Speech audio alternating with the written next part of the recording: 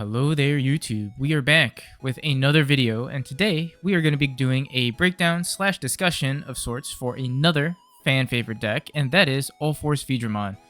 Ulforce is an interesting deck as it has sort of been in purgatory since its last update back in the BT-11 and BT-12 era. Now, whether that is due to the relative mid-levelness of the deck itself or the price entry to actually build the deck, or a combination of both is up for debate. But that all being said, with the arrival of BT-22, Ulforce fans, including myself, can finally celebrate, as we finally have some brand new support that I do believe puts it back on the map. It brings it a brand new line, as well as a very nice complementary Rina, which really rounds out the deck nicely. As a blue player at heart, this has me really excited to have a strong and viable blue deck once again, and I'm definitely excited to brush the dust off of the deck once again. Similar to how we formatted the Galaxy discussion, we're going to first go over some of the new support pieces that we got with the arrival of BT-22, and then work our way into my working list thus far that I have used in my early testing for the format. And sort of what I said in the previous video, the hope with these videos is to give you all a starting backbone or skeleton for the deck, to bounce your own ideas off of, and to help you approach the deck moving forward. My own build that I'm probably going to be talking about will likely change in the next couple of weeks, to be quite honest with you. Testing days are still very, very early, and you know, I'm definitely down to hear any suggestions or recommendations for the build that you already have. Please do feel free to drop them in the comment section down below, or hit us up on the Discord. That is probably also the best place to see any updates, you know, as I go about testing and seeing what works, what doesn't work, and what I may adjust moving forward. But without further ado, let us start talking about Ulforce. So, the first piece that we're going to highlight here is not necessarily a piece that is straight from BT-22, but in fact a promo card that is included in the most recent set of tournament packs that we all received by just simply going to locals, and that is promo DemiVeemon. I do think that this card is a bit of an upgrade when compared to the Veedramon that was run previously from BT-11. I still think Veedramon is still a very good generic blue Digitama, but I do think that promo DemiV synergizes ever just like slightly more with Ulforce, particularly with its current iteration. With how often you are playing out Tamers, it makes it just a very easy condition to meet to gain that draw one inherit. I still think you can make, like I said, a strong argument to run Veedramon and still be fine, but I do think ultimately between the two, promo DemiVeemon is just slightly better, and I'm choosing to run this in my build, which, like I said, we'll go about in a short little bit. The next piece to discuss is the new rookie in Veemon. Being able to reduce your evolution cost can come in pretty handy in a pinch and helps to make your evolutions just a tad more efficient. Ulforce back in the day did struggle a little bit with efficiency, so just making your line more fine-tuned and more efficient was definitely something that Ulforce needed, and this Veemon definitely brings that to the table. I will say, being a stack OTK deck most of the time, I'm not fully convinced that it's always viable, that, you know, because I do find myself evoing in the back on top of my Veemon the majority of the time. However, there is also benefit to slamming down a Veemon for 3, evoing into a Veedramon to potentially play out a Tamer. That does net you pretty huge value down the road, right? So an early play to just go Veemon, go into Veedramon, play out cheap Tamer, does get you some nice tempo and some nice early gas, if you want to call it that way. The inheritable from this guy is definitely what I am more excited about. Being able to suspend, you can essentially evade to prevent removal, which I think is huge for Ulforce, as now it has some sort of level of protection within the deck itself. When you pair that with the BT-11 Rina, this can be a very strong effect, and it's definitely something that a glass cannon like Ulforce really, really needed, and giving that as an inheritable, I think was absolutely great for Ulforce, and I do think this Veemon warrants a very big part of the deck because of that inherit. Speaking of Veedramons, it is also nice to see Ulforce finally get that level 4 that lets you play out a Tamer for free. For a deck that really lives and dies off of having its tamers in play, it's long been overdue that it finally gets a level 4 that lets you play out a tamer and lets you kind of just string along your combo plays that way. We've seen it with Mirage, we've seen it with Greymon, we've seen it with a bunch of War Grey decks, right, too. We've seen it with Melga. A lot of decks now are incorporating level 4s that play out their tamers. Ulforce never had that, and it finally has that now, so that is really, really nice in my opinion. It also has sort of what a lot of updated cards in recent sets have, which is it does read if you have one or fewer tamers, which seems like a very subtle distinction, but once again synergizes very well with this deck, as you do need to see a lot of your tamers hit the field as quickly as possible to really do any damage to your opponent. Pair this effect with the Inheritable that we see with the Veemon, I think you have a very, very solid level 4 that, again, instantly becomes a core part of the deck moving forward. And personally, I did feel that building my previous like BT-11, BT-12 iterations of Ulforce, I didn't really have much of a secondary level 4 to use. When we saw the introduction of Promo Veedramon, which is a costly card in and of itself, we did see that secondary level 4, but I think this new BT-22 Veedramon along with Promo Veedramon are probably your two best level 4s for the deck, and both are very, very good. Now, moving on to the level 5, which is going to be AeroVeedramon, I do really like this card as well, as getting rid of a level 4 or lower does help you get rid of these very annoying, pesky lower end bodies, and when you pair it with either one of the BT-11 UlforceVeedramon or the new UlforceVeedramon ACE that we will be talking about in just a quick second here, you really do get a lot of board control that Ulforce does do very well with, as well as being able to restand at the end of your turn. I will say this effect has actually like sneakily helped me keep turn and extend my plays, because when you pair this with a lot of the memory gain that you get from unsuspending from your previous level 3s and level 4s with the right stack, you can end turn by playing out like a tamer, choke your opponent to 1 initially, restand, gain some memory, and go about and continue your plays that way. So really nice for being able to, again, give you some bang for your buck, which again is what Ulforce was sorely lacking, I think, back in the day. The Inheritable is also very good in my opinion for the deck, which essentially lets you get an extra restand without needing to activate a BT-11 Rina effect, which obviously in an OTK deck, the more times you can restand and swing for free, the better, right? Essentially this reads, right, if you have UlforceVeedramon in name, you can just go ahead and restand when attacking.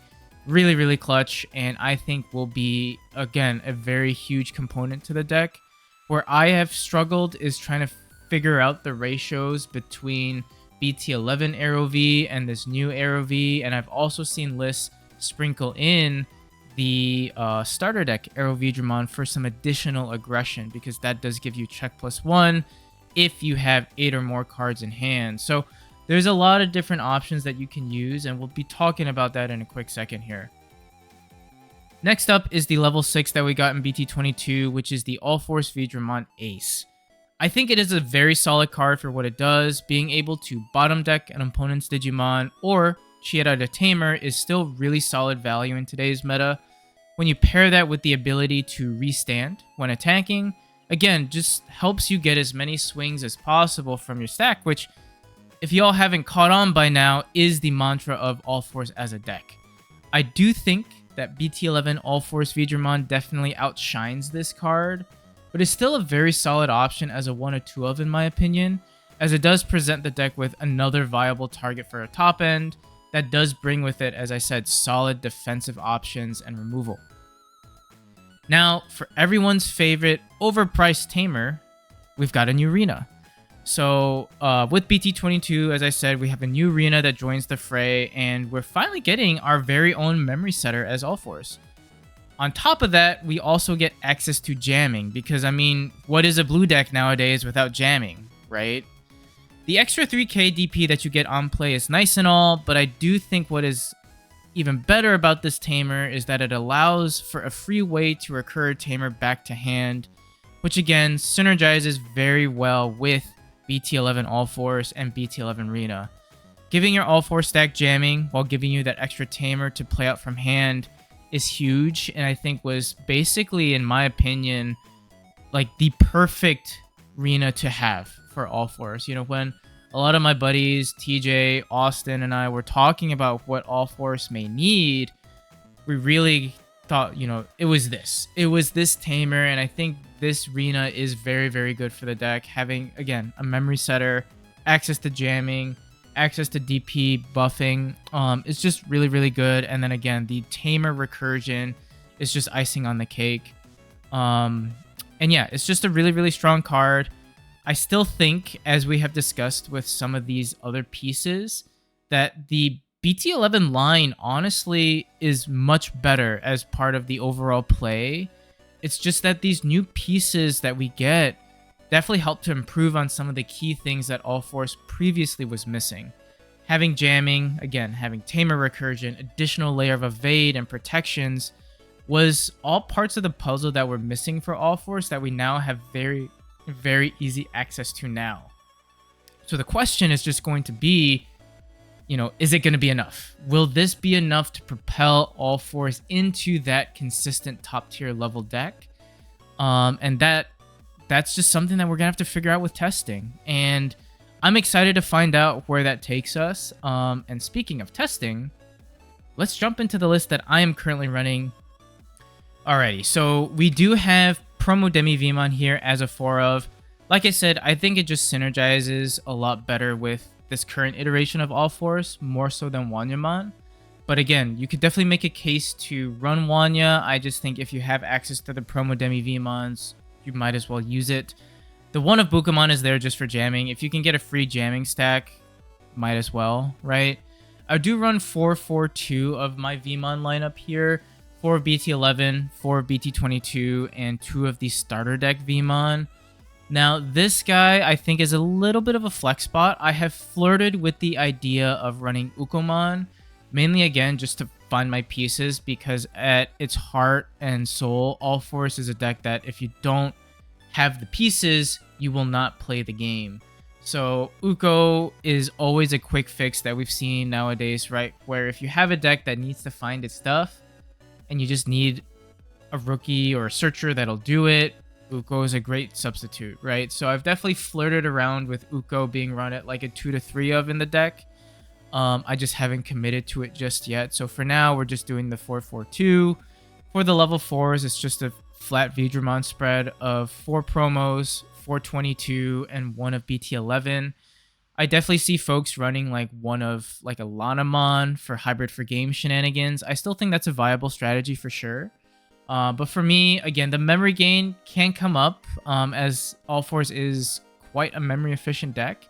And being able to manipulate memory so that either you keep turn, choke your opponent, or extend your plays, I thought is just my style of play, which is why I'm still running the BT-11 Veedra. But like I said, I totally see the viability of running like a hybrid here. And as I alluded to with the level 5s, a little bit of an interesting spread here. I've cut back on BT-11 AeroV, making it a 1 of, having 4 of the new AeroVeedramon from 22 and 2 of the starter deck AeroVeedramon. Just because I do like starter AeroV, mainly because you want to end games as quickly as possible, which sounds kind of silly, right? Because one may just say, isn't that the point of the game? And yes, that's true. But Ulforce, even with the new sort of protections, even with the new ways of efficiency, it's still a deck that if it is playing on the back foot, it's in a really bad spot. So a lot of times I almost feel like I'd rather just go as quickly as possible. And if I have the AeroV stack, Ulforce just swings 2 checks. Most of the time, if you've done a chip, that's enough to just go for game right there. You only really need to restand once or twice at that point. So I do think that this gives you a lot more tempo, particularly in today's meta where if you don't end the game first, the game will end you. And I think that's why Blue has, in general, been in a very difficult spot, is that Blue as a color, right, likes to restand swing, and do a lot of mid-range game. In a meta that punishes you for not finishing your opponent, having that extra security check to just outright blow through security, I think is super helpful, which is why I have it at 2 of. You do lose a little bit of synergy with BT-11 Ulforce because you get the most bang out of your buck when you have a suspended body, then evo into an Ulforce, right? But I do think that there are ways to get around that now. So I do think I like this ratio for now. I think if there's any major changes to come, it definitely would be in the level 5 lineup. The level 6 lineup I think is pretty straightforward. 4 of the Ulforce from BT-11, 2 of the Ulforce ACE from BT-22, and 2 of the Ulforce X, being able to get, again, an extra restand. Can come in clutch to just go for game, especially when you have multiple Rinas out on board and you can kind of do some shenanigans there. I can definitely make the case to run 1 Ulforce X and like 1 Omni X to go for game. That's definitely a viable strategy there too. So I think for now, I could see a split, but I do like 2 of the Ulforce X's. Tamer lineup is a 4-3-3, 4 of the BT-11 Rina, 3 of our new Rina here from BT-22, and 3 of the promo Tai Kamiya V Tamer. It's a cheap tamer to play out. So for example, like if you're just needing a tamer to be out on the field, you can just play it out for 2, and that helps you kind of build more tamer stacks so that you bounce bigger bodies with your BT-11 Ulforce. The ability to still gain a draw power off of him I still think is really nice, because again, consistency is huge for Ulforce. You don't see your pieces, you're out of the game. Tai lets you just unbrick at times if you have multiple out and you just draw your pieces. And then the option cards I think are pretty straightforward for most combo OTK decks, which is scrambles and trainings. I think just the best way to, with trainings, search for your tamers as well as search for your Digimon. You don't whiff on trainings, and being able to evo for a cheaper cost, again, just helps extend your plays as with any deck. 2 blue scramble, mainly because if you're missing that piece, whether it's been checked out of security or your stack was dealt with and you need that, you know, Ulforce that has eluded you or the level 5 that has eluded you, you can always just pick it up. Being able to cheat out a rookie also I think is pretty helpful too. So I think Scramble definitely has its merits in the deck. I don't envision myself going back to memory boosts, which I was running in my initial gameplay video against TJ when he played DNA Omnimon. Mainly because boosts feel bad when you whiff, and Ulforce gains so much memory as is that I feel like boosts sometimes end up not really giving a whole lot of value. I think you definitely want to just maximize your pieces, maximize your tamers. Trainings, I think, are the best way to help optimize your tempo. And yeah, I think overall this is my list. I do want to try to find ways to get an Omni X in there more consistently. I know some decks have been flirting with like a Medieval Gallant as well. Deck space is just really tight. You know, I think you want to maintain consistency as much as possible with this deck, while at the same time you do want to give yourself a little bit more options and tools at your disposal. So definitely some wiggle room to work with, and I definitely will be going back to the drawing board, I'm sure, as I do more testing and seeing what works and what doesn't work. So let me know what you guys think in the comment section down below. Please hit me up with any suggestions, or if you have builds of your own, feel free to share it, whether it's down in the comments, like I said, or in our Discord. I would love to kind of bounce ideas off of you folks. Shout out to my Ulforce brother Austin if you're watching this. I can't wait to see what you cook up as well. And yeah, no, thank you all for tuning in as always. We appreciate all the support. Hit that like and subscribe button if you haven't already, and hopefully we catch you on that next video. Bye-bye.